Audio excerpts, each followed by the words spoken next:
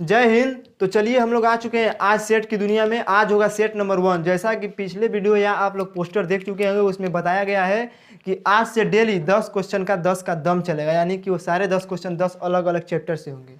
और वह चैप्टर इसलिए होंगे क्योंकि जो रेलवे का एग्जाम है उसमें हमको ध्यान में रख के हुए बनाया गया है कि जो आधा घंटा का वीडियो होगा, यही मात्र आधा घंटा का वीडियो आप अगर पूरा देख लेते हैं तो एक तरह से आपका मैथ जो है कि मैथ का कंसेप्ट क्लियर रहेगा। यानी कि कहने का मतलब यह है कि यह जो 10 क्वेश्चन होंगे 10 डिफरेंट प्रश्नावली से होंगे, तो आप लोग इसको देख लेते हैं तो घर पे अलग से रिवीजन करने की जरूरत नहीं है। हाँ, हम वैसे सारे प्रश्न को ला देंगे जो कि रेलवे की परीक्षा में कई बार पूछे जा चुके हैं। तो चलिए बढ़ते हैं आज के पहले सेट की तरफ।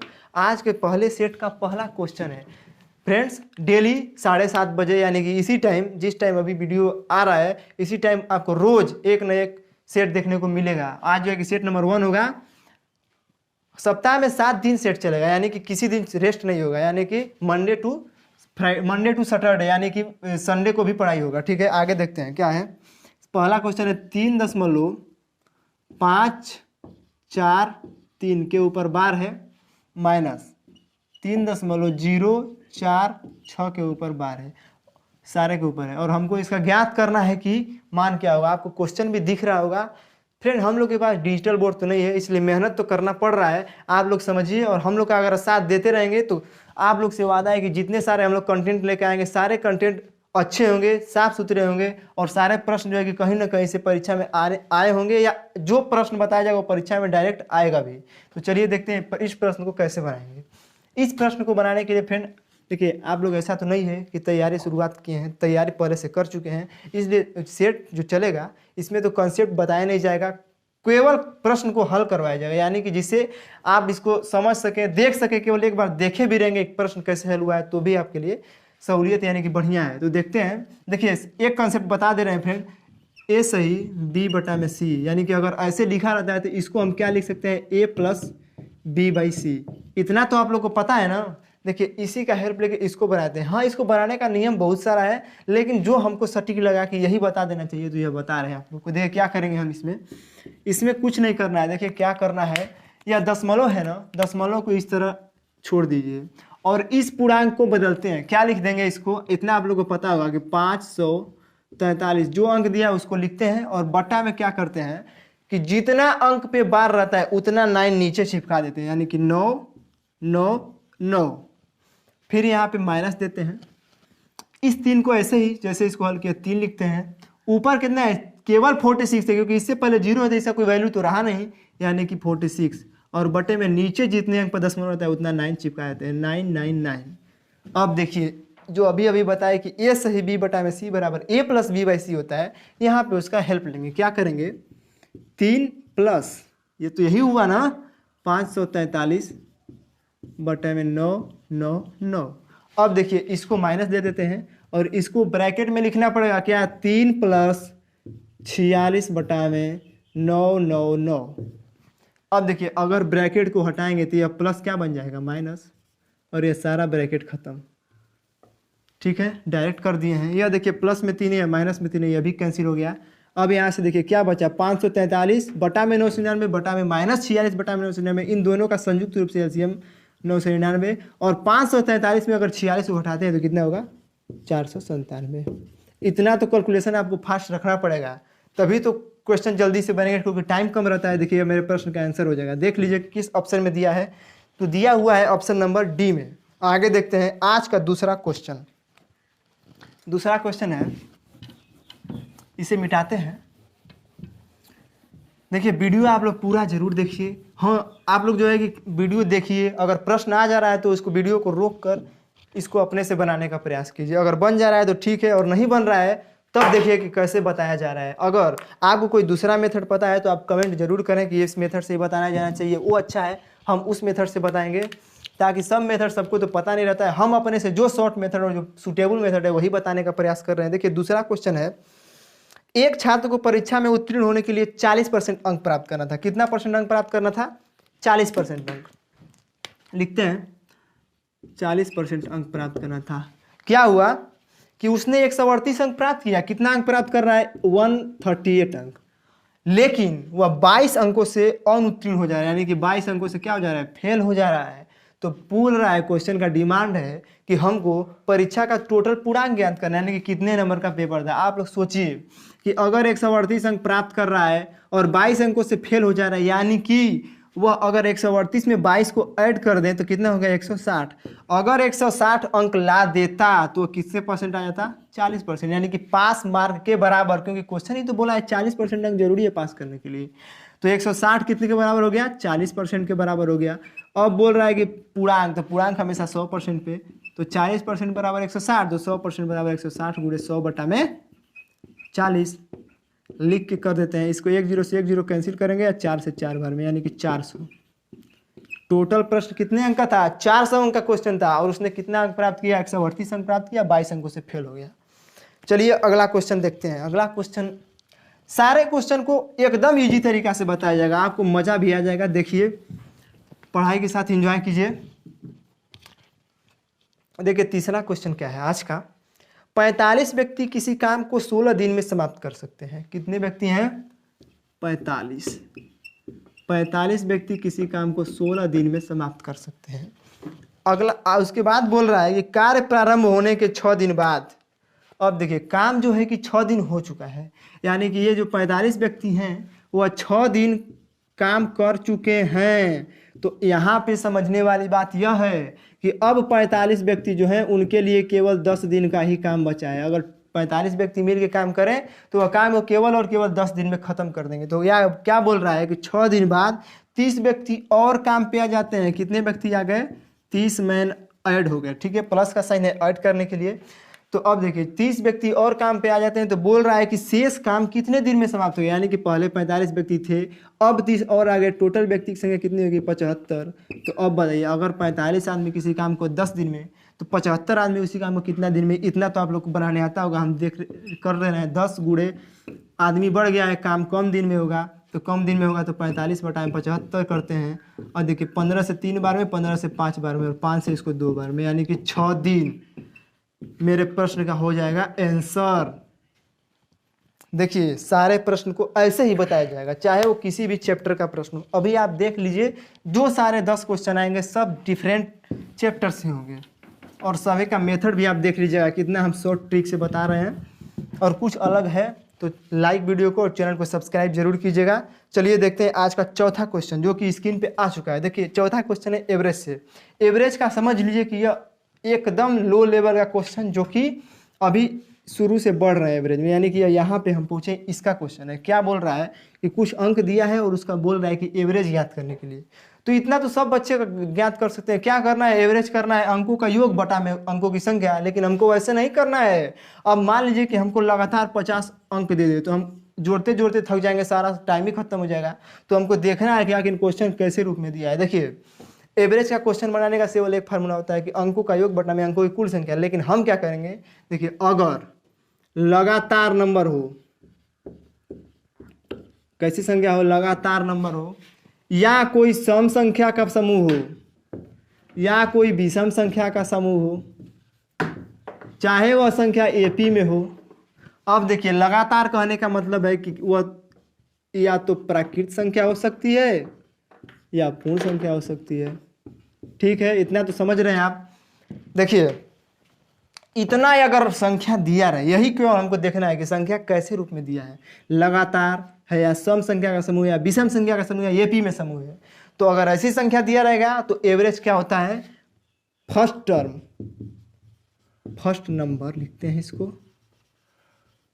अब प्लस लास्ट नंबर, और इसी के बटा में क्या करते हैं 2। देखिए फ्रेंड यही था यह एवरेज, इसको लाने का यही मोटिव था।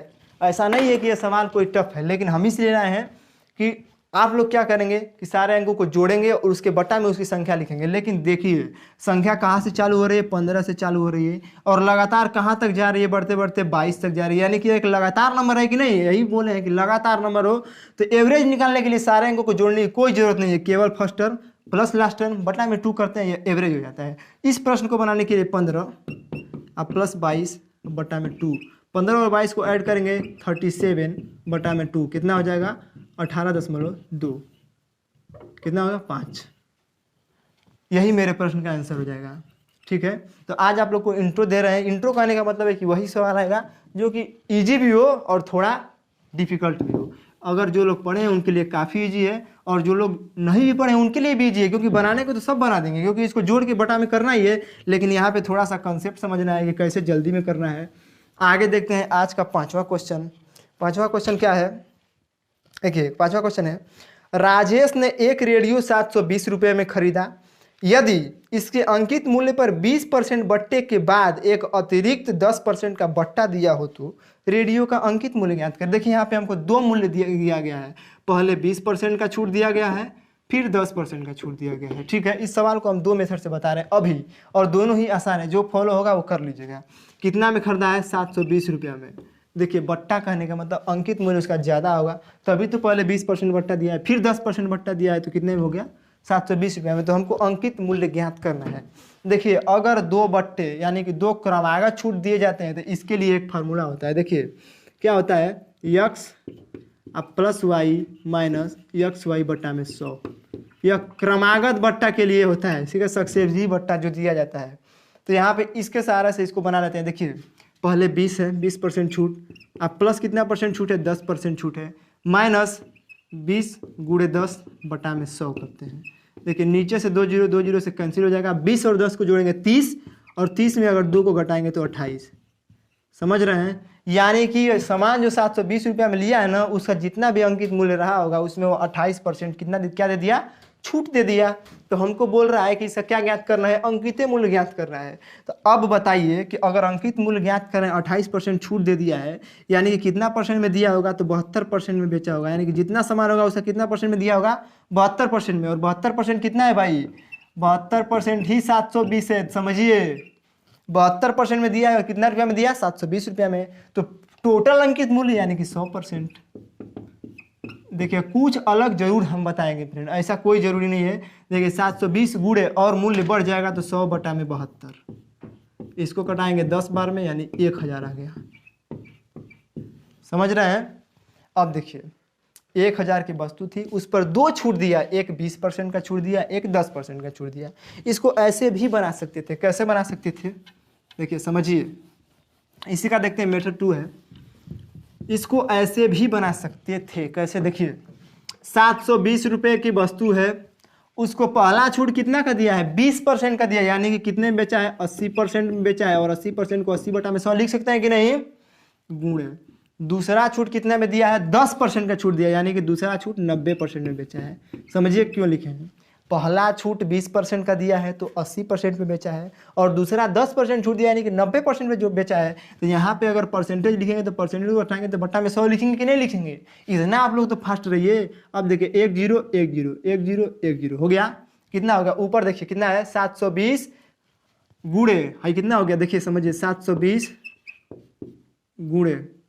फ्रेंड देखिए हम क्या करते हैं, फिर पहले एक बार फिर से समझ लीजिए क्या है। यहाँ पे वस्तु को उसको कितना में अंकित मूल्य ज्ञात करना है, ठीक है। अगर अंकित मूल्य ज्ञात करना है तो इसको क्या करना पड़ेगा? उलट के लिखना पड़ेगा। समझिए क्यों? क्योंकि अंकित मूल्य हमेशा ज्यादा होगा ना, और ज्यादा अंक होता है तो ज्यादा अंक नंबर से गुणा करना। यही तो कभी से बता रहे हैं। यहाँ देखिए 80% में छूट दिया है, यानी कि कितना में दिया? इसको 100 बटा में 80 लिखना पड़ेगा, ठीक है। देखिए अगर कभी भी विक्रय मूल्य से क्रय मूल्य ज्ञात करना होता है, ध्यान दीजिए, और अगर विक्रय मूल्य ही कम रहता है और क्रय मूल्य ज़्यादा रहता है तो बात समझिए। मान लीजिए कि एक क्वेश्चन भी समझाते हैं। अगर कोई वस्तु 100 रुपया का है और उस पर 20% जो है कि छूट, मतलब कि 20% घाटा सह के बेच दिया है, यानी कि 100 रुपया खरीदा है 80 रुपये का ही बेच दिया है। तो अब बोल रहा है कि इसमें कितना परसेंट का लॉस हुआ। तो क्या करना पड़ता है कि 20 और बटा में कितना लिखना पड़ता है? 100। ऐसा करने से क्यों, देखिए क्यों लिख रहे हैं? क्योंकि घाटा हो रहा है, तो घाटा करने के लिए हमेशा कम, यानी कि ऊपर वाला वैल्यू कम और नीचे वाला वैल्यू ज़्यादा होना चाहिए। तो यहाँ पे यही करना है। थोड़ा सा मिस्टेक हो गया था, ऐसा नहीं है कि सबसे मिस्टेक नहीं होता है। देखिए इसको करते हैं, क्या हो जाएगा? 100 बटा में 80 और गुणे यहाँ पे 100, उसी को केवल अंक को उलट देना है, 100 बटा में 90। बस यहाँ से देखिए 1 0 से 1 0, मतलब 2 0 है, 2 0 कैंसिल, 8 से 9, 8 9 72, 10 बार में कितना हो गया? 1000। समझिए क्या बताया। एक वस्तु थी, उस पर दो बट्टा लगा था। एक जो है कि 20% का छूट दिया गया था, और एक 10% का छोड़ दिया गया था। और हमको ज्ञात करना था कि वस्तु का अंकित मूल्य क्या है, और अंकित मूल्य हमेशा ज़्यादा है। ज़्यादा ज्ञात करने के लिए अंक को उलट के गुणा करना पड़ेगा, यानी कि ज़्यादा अंक से। देखिए 80/100 करेंगे तो कितना हो जाएगा, ध्यान दीजिएगा, यहाँ पे 2 अंक पर 0.080 होगा, और 100/80 करेंगे तो ज़्यादा है कि नहीं। हमारे कहने का मतलब यही था कि ज़्यादा अंक से गुणा करना है। तो बस इसका यही था। आगे देखते हैं सवाल। अगला क्वेश्चन है, देखिए सारा चैप्टर टच किया जाएगा। अगला क्वेश्चन देखिए बहुत इजी क्वेश्चन है। क्या है, x + 1/x = 5 है। हमको ज्ञात क्या करना है, x² + 1/x² = वाट, यही ज्ञात करना है। इतना तो आप लोगों को पता है। इसका एक ट्रिक होता है कि अगर x + 1/x बराबर कुछ दिया है और x² + 1/x ज्ञात करना है तो क्या होता है, देखिए यहाँ पे जो संख्या दिया रहता है इसको बराबर है, भूलना लिखना भूल गए थे, क्वेश्चन में दिख रहा होगा। यहाँ पे जो संख्या दिया था अगर इसको हम a मान लेते हैं, यानी कि अगर इसको a मान लेते हैं तो इतना को अगर स्क्वायर करना है तो क्या होता है, a² - 2। ठीक है, अगर यहाँ पे q करना रहता तो इसका फॉर्मूला होता है aq - 3a। तो अभी हमको क्या करना है, स्क्वायर करना है, तो इसका हेल्प लेंगे। तो ये क्या है, 5 है, तो 5 का स्क्वायर करेंगे तो 25 और -2 यानी कि 23। यही मेरे प्रश्न का आंसर हो जाएगा। अगर इसको लाइन से मतलब कि कंसेप्ट से बनाते चलेंगे तो इसका हमको स्क्वायर करना पड़ेगा, तो इधर भी स्क्वायर करना पड़ेगा। देख लीजिए एक बार, शॉर्टली बता दे रहे हैं क्या हो जाएगा। इसका स्क्वायर करते हैं तो देखिए a + b के होल स्क्वायर पे तोड़ते हैं, a² + b² + 2a × b, यही हुआ फार्मूला। और बराबर इधर स्क्वायर करते हैं तो कितना हो जाएगा, 25। अब देखिए ध्यान दीजिए, x से x कैंसिल, यहाँ पे क्या बच गया है, 2, x² + 1/x² = 25, और यह 2 इधर जाके माइनस में हो जाएगा, बराबर 23। तो इतना हमको बनाने की जरूरत नहीं है, केवल इसको याद रखना है कि a² - 2 होता है और मेरे प्रश्न का आंसर आ जाएगा। चलिए अगला क्वेश्चन देखते हैं। सारे क्वेश्चन इजी रहेंगे, कंसेप्ट वाले रहेंगे, सभी से बनेगा, लेकिन उसको कम समय में कैसे बनाना है ये बताया जा रहा है। धीरे धीरे क्वेश्चन का लेवल हाई होते जाएगा जैसे जैसे सेट बढ़ते जाएगा। ठीक है, आगे देखते हैं अगला क्वेश्चन। देखिए बहुत ही अच्छा क्वेश्चन। अगला क्वेश्चन बोल रहा है, एक थैला में 1 रुपये 50 पैसे तथा 25 पैसे के सिक्के हैं। कितना है,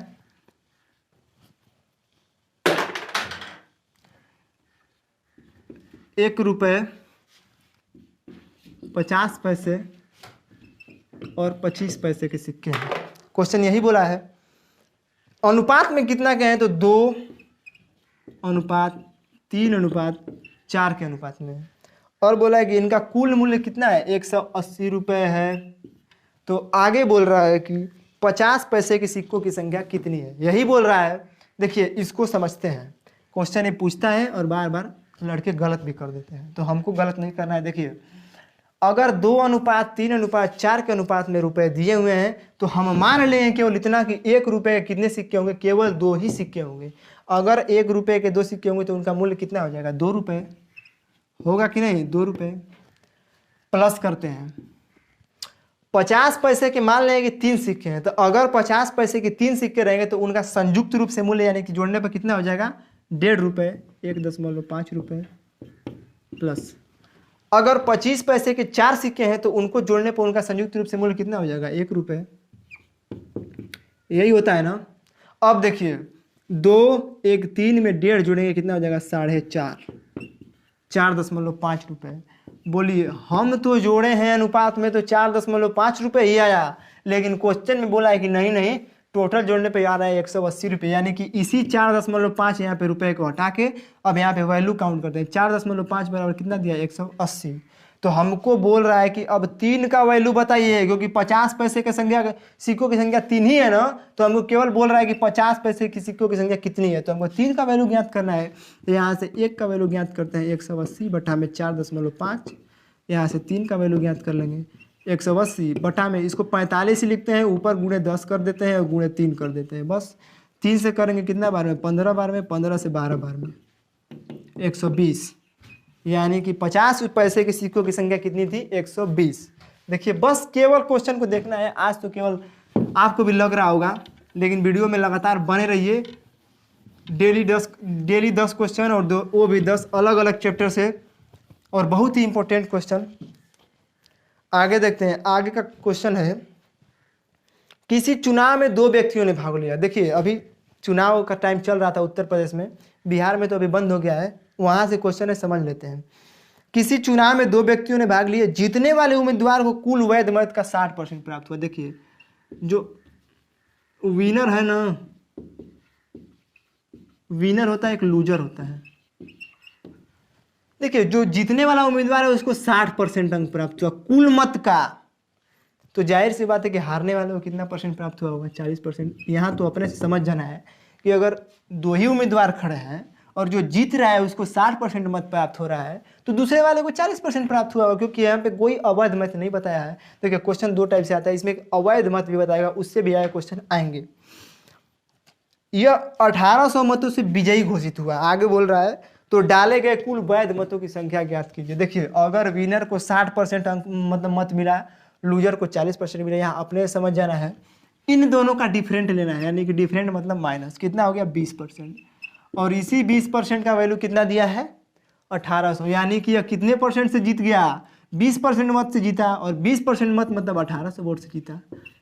तो बोल रहा है कि कुल मतों की संख्या बताइए, तो यहाँ पे 100% निकाल देंगे, बस 1800 गुणे 100 बटा में 20, यहाँ से करते हैं, कटाते हैं, 2 से 90 बार में 9000, कितना मत हुआ 9000, और इस 9000 का 60% इसको मिला, 40% इसको मिला, यानी कि जो हारा उसको 40%, जो जीता उसको 60%, और वो 1800 मतों से विजयी हुआ। चलिए अगला क्वेश्चन देखते हैं। देखिए सारे चैप्टर से क्वेश्चन कहीं ना कहीं मिलेंगे, हर दिन हर अलग क्वेश्चन, अलग कंसेप्ट रहेगा। चलिए आज देखते हैं एक और क्वेश्चन। देखिए अब आ गया त्रिकोणमिति से क्वेश्चन। सभी लोग को पता है कि कोई एक न एक क्वेश्चन जरूर रहता है, हम भी एक डेली एक क्वेश्चन करवाएंगे। देखिए tan 75 डिग्री का मान हमको बताना है। कितना का मान बताना है, tan 75 डिग्री का मान। आप लोगों को प्रश्न दिख रहा होगा, तो इसको हम बनाते हैं। देखिए tan 75 डिग्री का जनरली मान तो किसी को पता नहीं रहता है, तो हम क्या करेंगे कि tan को इस टर्म में तोड़ देंगे कि हमको 75 आ जाए। तो देखिए tan को क्या लिख सकते हैं, tan 45 डिग्री प्लस 30 डिग्री, अगर इसको ऐड कर देंगे तो 75 आ गया कि नहीं। अब देखिए क्या बन गया, tan A और प्लस tan B बन गया, यही फॉर्म में। यहाँ पर आप लोग को ध्यान देने वाली बात यह है कि tan A अब प्लस B बराबर क्या होता है। देखिए लिख दे रहे हैं बोर्ड पे, tan A plus tan B बटा में 1, इसके बाद plus tan A into tan B, यहाँ माइनस होता है, फिर ध्यान देना, ऊपर प्लस और नीचे माइनस, प्लस के क्रम में, और यहाँ पे अगर माइनस देता तो ऊपर माइनस नीचे प्लस। बस इसी फार्मूला की मदद से इसको बना देंगे। देखिए क्या करना है, tan A की जगह पे क्या है 45 डिग्री, तो tan 45 डिग्री का मान कितना होता है 1 होता है। अपने से सोचना है कि tan A का मतलब tan 45 डिग्री, और tan 45 डिग्री का मान 1 होता है, प्लस tan B की जगह पे क्या है 30 डिग्री, और 30 डिग्री का मान कितना आता है 1 बटा में √3। देखिए हम सारा चीज़ नहीं लिख रहे हैं, आप लोग समझ सकते हैं, इतना तो आप लोगों को अपने से आना चाहिए, क्योंकि अब तो एग्जाम देने का टाइम आ गया। 1 माइनस tan A का मतलब tan 45 डिग्री, और tan 45 डिग्री का मान 1 होता है, और 1 में किसी चीज़ का गुणा करेंगे तो वही अंक प्राप्त होगा, और tan B का मतलब है 30 डिग्री, यानी कि 1 बटा में √3। ठीक है, इतना कर लेंगे। अब बस इसी को हल तो करना है, इसी को हल करने से हमारा मान आ जाएगा। तो हल कर लेते हैं धीरे धीरे। क्या है, देखिए नीचे एलसीएम हो जाएगा √3, अगर नीचे एलसीएम √3 है तो ऊपर क्या हो जाएगा √3 प्लस 1 बटा में नीचे एलसीएम क्या है √3, यहाँ पे क्या हो जाएगा √3 माइनस 1। इतना आप लोग कर लीजिएगा। देखिए एलसीएम √3 है, √3 में 1 का गुणा करेंगे, भागा देंगे √3, और ऊपर ले गुणा करेंगे √3, यहाँ पे भागा देंगे 1, 1 में 1 का गुणा करेंगे 1, नीचे वही टर्म है। इसको हल करते हैं। देखिए क्या है √3 प्लस 1 बटा में √3, और नीचे वाला जो भाग है ऊपर जाके गुणा में हो जाता है, इसको पलट के लिखते हैं √3 माइनस 1। यह हो गया कैंसिल। अब जब कैंसिल हो गया तो देखते हैं यहाँ भी मान आ गया मेरा √3 प्लस 1 बटा में √3 माइनस 1, लेकिन इस फॉर्म में तो आंसर दिया नहीं है, तो हम इसको चेंज करना है। चेंज करने के लिए क्या करेंगे, हर का परिमेयीकरण। हर का परिमेयीकरण करने के लिए फ्रेंड आप लोगों को पता होगा कि नीचे वाला जो मान दिया रहता है उसी को चिन्ह को बदलकर ऊपर नीचे गुणा कर देते हैं, यानी कि वह √3 माइनस 1 दिया है तो यहाँ पे कर देंगे √3 + 1 और बटा में √3 + 1। इससे कट जाता है, मान में कोई फर्क नहीं पड़ता, यहाँ पे गुणा का साइन है। अब समझिए कि यह a + b का होल स्क्वायर हो गया और यह a + b इसका भी एक फार्मूला होता है। हम यहाँ पे डायरेक्ट लिखते हैं a + b का होल स्क्वायर क्या होता है। देखिए a स्क्वायर यानी 3 का स्क्वायर करेंगे तो 3, अब प्लस b स्क्वायर यानी 1 का स्क्वायर करेंगे तो 1 प्लस 2ab यानी कि 2 और √3 बच जाएगा केवल, बट्टा में देखिए a - b into a + b क्या होता है, a स्क्वायर - b स्क्वायर, तो a स्क्वायर करेंगे 3 का स्क्वायर तो 3 और -1। अब यहाँ से देखिए आंसर आएगा 3 और 1 जोड़ेंगे 4 अब प्लस 2√3 बटा में 2। ये भी आंसर है, ये भी आंसर था, लेकिन आंसर इस फॉर्म में दिया ही नहीं है, तो इसको और छोटा करेंगे। यहाँ पे देखिए 4 है, यहाँ पे 2 है, यहाँ पे 2 कॉमन मिल रहा है, यहाँ पे क्या बच गया 2 + √3 बटा में 2, ऊपर और नीचे 2 कैंसिल हो जाएगा। आंसर क्या बच गया, यहाँ देखिए लिखते हैं 2 + √3, थोड़ा सा बड़ा बन गया फ्रेंड, क्योंकि ये ऐसा सवाल है, इसका कोई ट्रिक नहीं है, आप लोग को इसको समझना है। जितना बड़ा बना उसमें भी हम छोटा करने का प्रयास किए, आंसर हो जाएगा ऑप्शन नंबर सी यानी कि 2 + √3। आगे देखते हैं आज का और क्वेश्चन जो कि दूसरे चैप्टर से होगा। आप सभी बोले हैं कि जितने क्वेश्चन होंगे सारे के सारे डिफरेंट चैप्टर से होंगे और सारे के सारे इंपॉर्टेंट होंगे, तो आप लोग वीडियो पूरा देख रहे होंगे। क्वेश्चन को आप रोक के बनाते रहिए, अगर बन रहा है तो बहुत अच्छी बात है, नहीं तो फिर देखिए उसको। देखिए आज का लास्ट क्वेश्चन क्या है, इसको भी हम थोड़ा दूसरे अंदाज में बनाते हैं। आप लोग तो बहुत पढ़ लिए होंगे एलसीएम विधि, हम देखते हैं थोड़ा और मेथड। क्या है, ए अकेला किसी कार्य को 18 दिन में तथा बी अकेला उसी कार्य को 12 दिन में करता है। देखिए ए कोई पर्सन है, किसी कार्य को 18 दिन में समाप्त कर रहा है, और बी कोई पर्सन है, किसी कार्य को 12 दिन में ही समाप्त कर दे रहा है। बोल रहा है कि यदि ए बी तथा सी मिलकर इस कार्य को 4 दिन में ही खत्म करें, एक और व्यक्ति सी आ जा रहा है जिसके बारे में हमको नहीं पता है कि वो कितने दिन में कर रहा है, लेकिन क्वेश्चन का डिमांड यह हो गया कि 4 दिन में तीनों मिलकर काम कर रहे हैं और काम खत्म भी हो जा रहा है, तो बोल रहा है कि सी अकेला इसी काम को कितने दिन में करेगा। बस यही क्वेश्चन था आज का, लास्ट क्वेश्चन भी था। आप लोग बनाइए, हम बना रहे हैं। देखिए अगर सी के बारे में हमको नहीं पता है तो सी तो 4 दिन काम किया है ना। देखिए ध्यान दीजिए, अगर ए कोई काम को 18 दिन में कर रहा है तो 4 दिन में कितना काम करेगा, 4 बटा में 18, इतना तो आप लोगों को पता होगा। अगर ए कोई काम को 18 दिन में खत्म कर दे रहा है तो 4 दिन में कितना काम करेगा, 4 बटा में 18। बी कोई काम को 12 दिन में खत्म कर रहा है तो 4 दिन में कितना काम करेगा, 4 बटा में 12 काम, इतना ही तो अपने ही कैपेसिटी के अनुसार काम करेगा ना। अब इसी दोनों को जोड़ देंगे। देखिए इसको कटा के छोट में करते हैं, या 2 हो जाएगा या 9 हो जाएगा। 2 दूना के 4, 2 9 18, 2 दूना के 4, 2 6 के 12। देखिए ये कितना, इसका एलसीएम लेंगे, 9 और 6 का एलसीएम कितना हो जाएगा 18, 9 दूना के 18, 2 दूना के 4 प्लस 6 तियाँ 18 और 2 तियाँ 6, 6 4 कितना हो गया 10 और बटा में 18, यानी कि 4 दिन में ए और बी अकेले मिल के 10 बटा में 18 काम कर चुका है। तो कितना काम बच गया, 8 बटा में 18, यही काम बचा ना। और यह काम कितना दिन में सी कर रहा है, 4 दिन में सी कर रहा है, क्योंकि 4 दिन 7 काम किया और काम को खत्म करना है, तो जितना काम बच गया उसको अकेले सी ना करेगा, तो सी इतना काम 4 दिन में कर रहा है, तो बस यहाँ से एक काम निकाल देंगे, कितना दिन में करेगा, वही सी का पूरे दिन का काम यानी कैपेसिटी हो जाएगा। तो 4 गुणे, अब देखिए 8 बटा में 18 काम अगर 4 दिन में करा तो एक काम ज़्यादा दिन में करेगा, अभी अभी बताए हैं। और ज़्यादा करने के लिए ज़्यादा बड़ा अंक वाला ऊपर और छोटा अंक वाला नीचे, यानी कि 18 ऊपर कर देंगे और 8 नीचे। देखिए 4 से 2 बार में और 2 से 9 बार में, 9 दिन, यानी कि अगर सी अकेले उसी काम को करता तो कितने दिन में फाइनल कर देता, 9 दिन में। आंसर आप लोग को दिख रहा होगा ऑप्शन नंबर डी। तो फ्रेंड अब हम आप लोग से कल मिलेंगे इसी टाइम 7:30 बजे, और रोज 10 क्वेश्चन का जो है कि सेट चलेगा। आप लोग को मेरा मतलब आशा है कि क्वेश्चन अच्छा लगा होगा, क्योंकि 10 क्वेश्चन 10 टाइप के थे। धीरे धीरे क्वेश्चन का लेवल हाई होते जाएगा। आज थोड़ा लो क्वेश्चन था, लो नहीं था, वही क्वेश्चन था जो कि लड़के सब बनाते हैं, लेकिन थोड़ा थोड़ा लॉन्ग मेथड से चले जाते हैं। हम उसको थोड़ा शॉर्ट करने का प्रयास किए हैं। तो चलिए मिलते हैं नेक्स्ट वीडियो में। जय हिंद।